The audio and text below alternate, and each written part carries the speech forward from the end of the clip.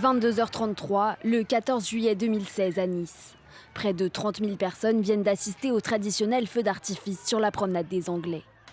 C'est à ce moment-là que le terroriste Mohamed Lawedge Boulel lance sa course mortelle.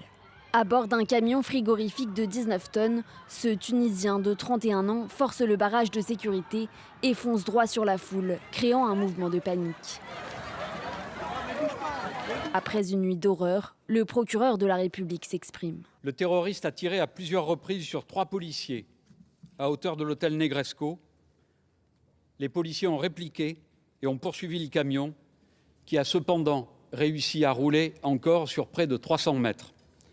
Les policiers sont parvenus à le neutraliser par des tirs à hauteur du palais de la Méditerranée. Le terroriste a été retrouvé mort sur le siège passager. Le bilan est très lourd, 86 morts dont de nombreux enfants et plus de 450 blessés. Des milliers de personnes sont traumatisées.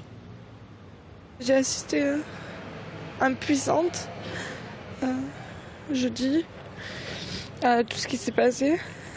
J'ai vu le camion partir, le camion faucher les gens. Lorsque j'ai pris ma fille dans les bras, le camion est arrivé à 50 cm de sa jambe.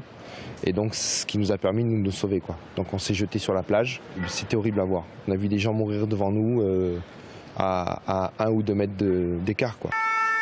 Après 6 ans d'instruction, un procès hors norme avec 1200 parties civiles s'ouvre en 2022 devant une cour d'assises spéciale.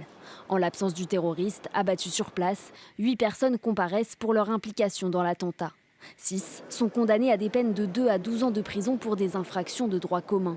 2 autres, Mohamed Grayeb et Chokri Chafroud, sont condamnés à 18 ans de prison pour association de malfaiteurs terroristes.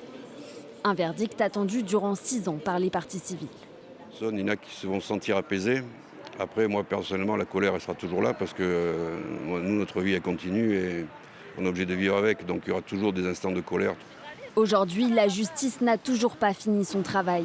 Une autre procédure est en cours pour déterminer les éventuelles failles dans le dispositif de sécurité mis en place ce soir-là.